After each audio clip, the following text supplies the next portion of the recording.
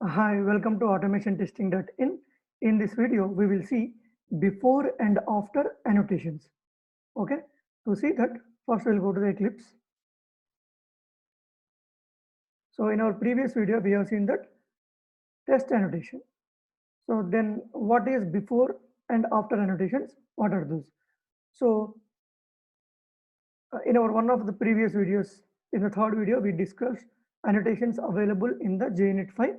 Inside that, we discussed what is before annotation, after annotations. We have before each, before all, after each, after all. So we'll discuss all these four in this video. And what are the use if you use these annotations? Okay. So first I'll create a class before and after, I can say test. So each test should suffix with test. Okay. That is the reason I'm giving before and after test. Finish. Now, what I'll do, I'll go here. I will take these two test methods which I have written in our previous video. Okay. So I have test method 1, test method 2. I'll remove this sibling part. So I have two @test methods. But here you observe one thing. I'm creating object here. I'm creating object here. But this is not the best way, right? Then what I can do this one. So for that, I want to remove this, but I can do like this. What in the class level calculator calc, right?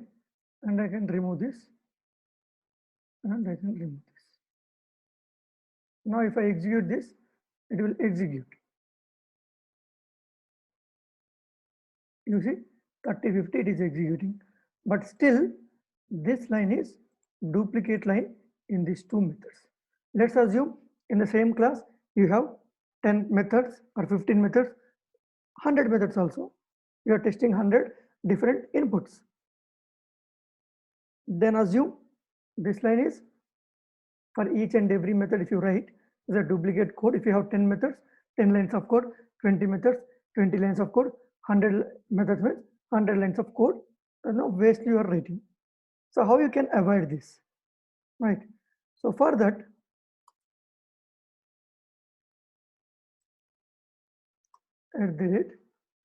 before each public void, I can say any name you can give. I'm saying init, something like that. So inside this, if I move this code, okay, and I'll remove here. So I removed, okay, and I removed, and I'll comment this. Let's assume this is not there. When you run this, what will happen? If you go here, it's a null pointer exception you are getting. Okay, so it's a null pointer exception. But if I do this, means if I put that part of the single line inside before each, and I'll import it from org.junit.jupyter.api. Okay, this is the one. Now, if I run this, now we'll see what will happen. You see that it is executing. The before each, what it will do for each test method, before executing each test method, it will execute before each method. Okay. So if you have two methods means it will execute two times, but before executing a test method. For this test method, it will execute one time. For this test method, it will execute one time. So before each month, each test method, before each test method, it will execute. So to see that, I'll put some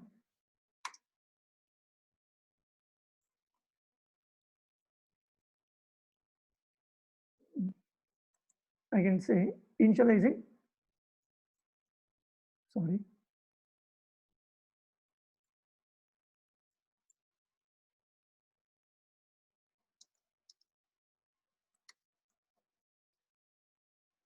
initializing calculator instance I'm saying. So if that is the case, if you run this,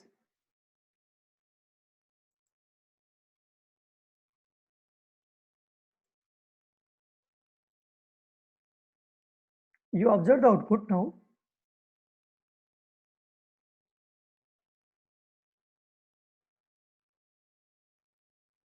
You see that initializing the calculator instance and the total is 30, initializing the calculator instance and the total is 50. Means before executing this method, it went here, it executed. That is the reason it is printed before this. And for this method also same thing. So by this, what we'll understand, if you want to execute some set of code before each test method, then that code can be moved to before each to avoid duplicate code and to organize your test cases or test methods properly. Right? This code is a duplicate code. Now, by putting inside this, I avoided writing this line again and again. Here, this is just an example. When you are taking any very big application, where when you're doing what you say unit testing, or when you're using this for automation testing, if you want to initialize something before each and every test method, so that code can move to this before each method, right? So then you have after each public void tear down, something like that. I'm giving a name. You need to import it from the same package of.jnit.jupyter.api. After each. So this is exact opposite of before each. It will execute before each and every test. It will execute after each and every test. So I'll simply say, test method executed successfully. I'll mention like this. All right. So now what I should get when I execute this? You say when you run this, run as JUnit test. Now you observe the output.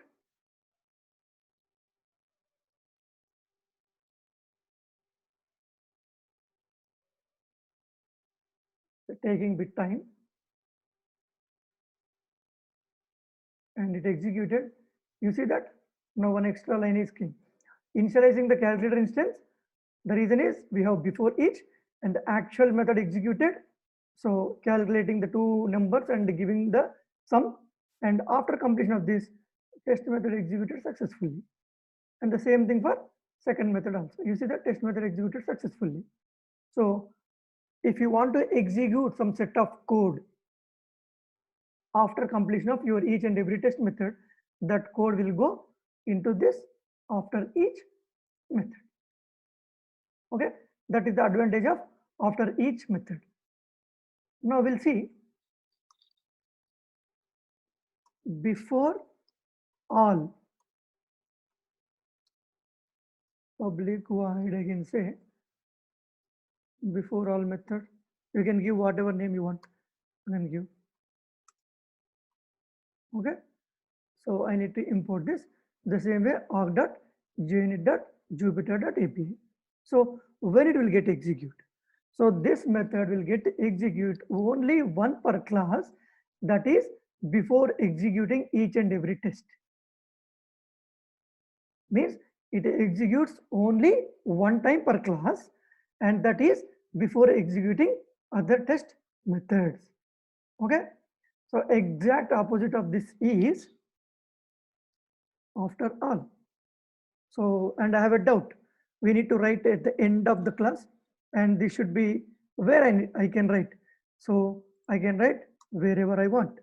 I'll write here only, after all.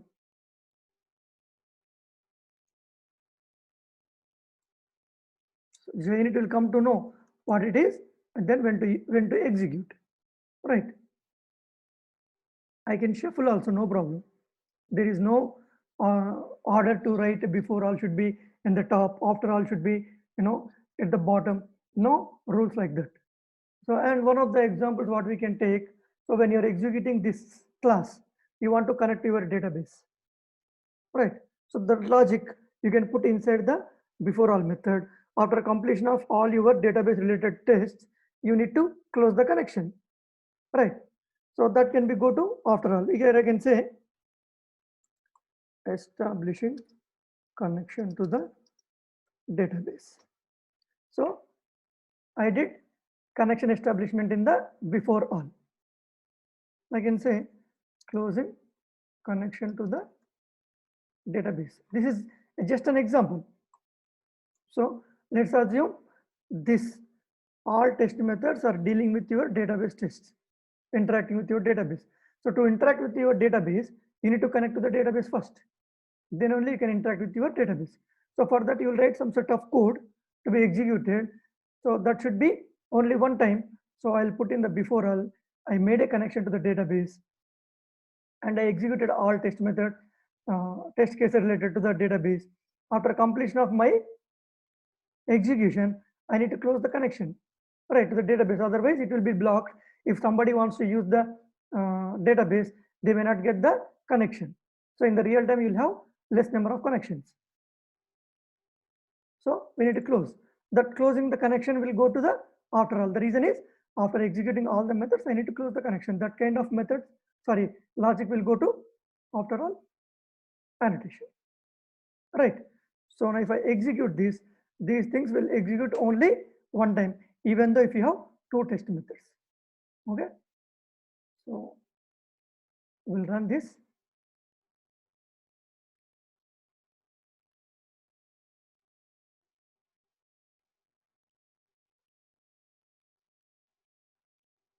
So it is taking a bit time, I don't know, but we'll see what is the output it will give.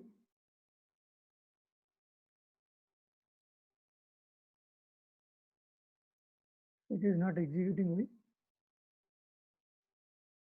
I'll execute again, run as JUnit test. It is executing, but it is not giving me the output. What is the problem?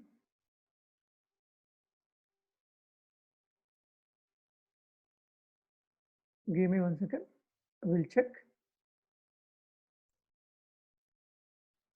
So why it is not executing? When you see after executing, see it is failing and it giving some error. When you go to the failure trace, you see here before all method must be static unless the test class is annotated with test instance lifecycle dot per class. So before all, after all should be public static void. Okay, so this one and this one. Okay, now if I run this now, we'll see what will happen.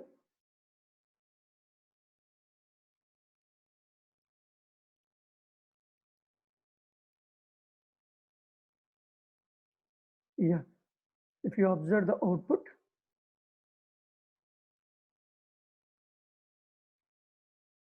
you see establishing connection to the database. After that, let me increase this.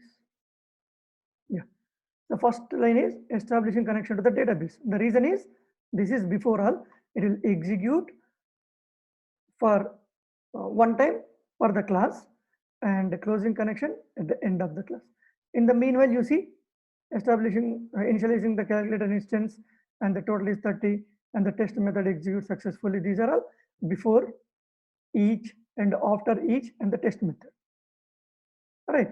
And this is only one time executed. Establishing the connection, closing the connection.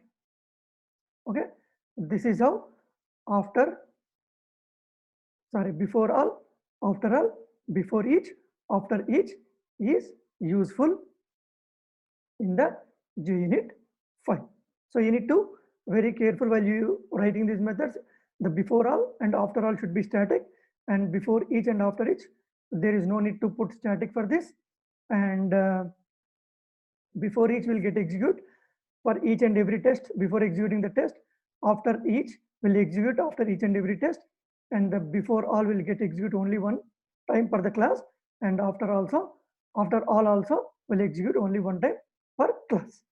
Okay, this is all about before means before and after annotations available in the JUnit file.